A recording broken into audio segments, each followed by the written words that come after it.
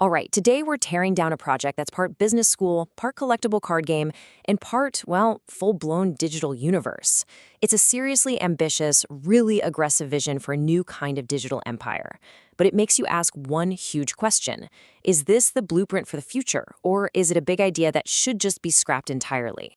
So the whole system kicks off with this radical, kind of anti-establishment philosophy.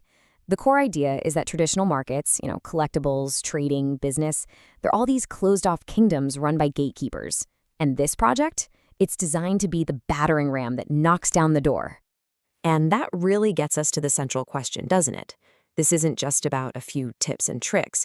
We're talking about a complete ecosystem that reframes the entire idea of building a business, turning it into a game that you can play, master, and, ultimately win. Okay, so how does this whole thing actually work? Underneath this huge vision is one single, really powerful concept that drives everything. Let's break down exactly how they've managed to turn the hustle into a game.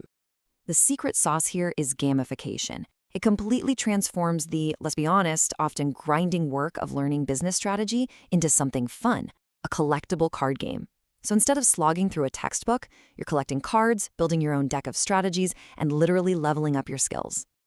And here's a look at how the game is actually structured. You've got 138 of these Hustle Hot cards, and each one is a specific strategy. You can see they're broken down into categories like money, mindset, and tech. But the real key here is the rarity. Base cards are your fundamentals, your bread and butter. But the real power, that lies in the secret juice tier.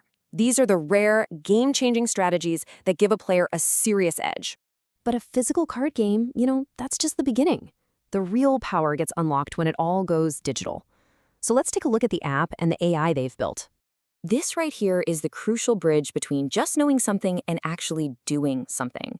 The physical cards give you the knowledge, the strategy. But the Juiced Up app, that's the digital nerve center where you put it all into action. It's the utility layer for the entire system.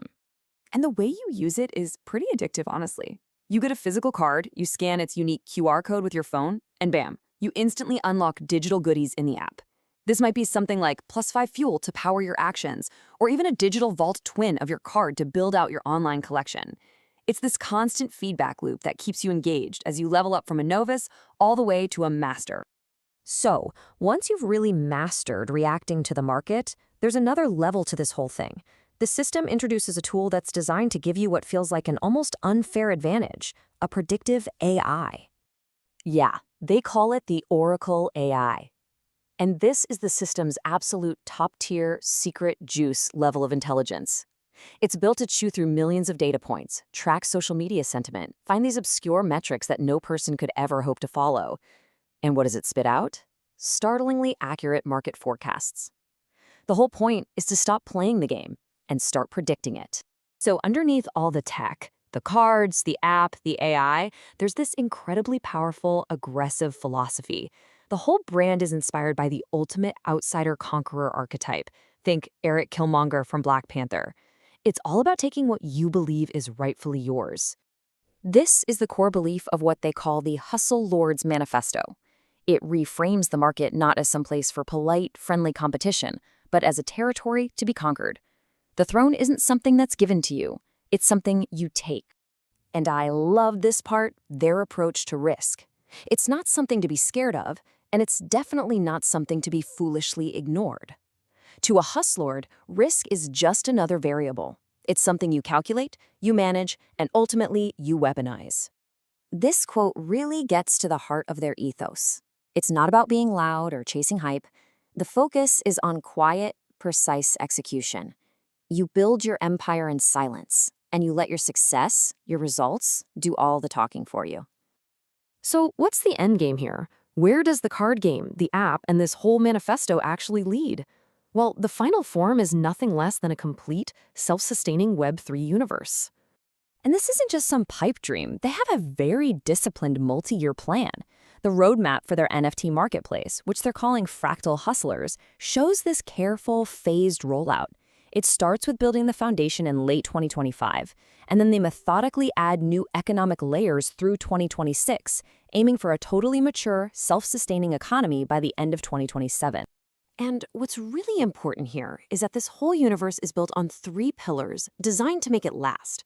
They're trying to avoid the big mistakes of earlier NFT projects. They're focusing on high-quality art and a really engaging story. But the absolute key is a sustainable economic model, probably a dual token system, designed specifically to avoid the hyperinflation and value collapse, those death spirals we've seen kill other projects. Okay, so that brings us right back to our central question. We've seen this incredibly ambitious, deeply integrated vision that goes from a simple card game to a full-blown digital economy. But is it viable? Should this be expanded, or should it be eliminated? I mean, the case for expanding this thing is really compelling. The narrative is powerful, the brand identity is super strong and cohesive, and the whole ecosystem fits together. Plus, it seems to have learned from the failures of the past. But the reasons to be cautious are just as serious. The economics are incredibly complex. Building a real, authentic community is notoriously hard, and just the sheer ambition of trying to pull all this off is a massive, massive risk. So at the end of the day, what are we really looking at? Is this a carefully constructed blueprint for the next wave of digital economies? One that perfectly blends brand, utility, and story? Or is it a fantastically complex and cautionary tale of an ambition that's just too big to ever be realized? That's the question we're leaving with you.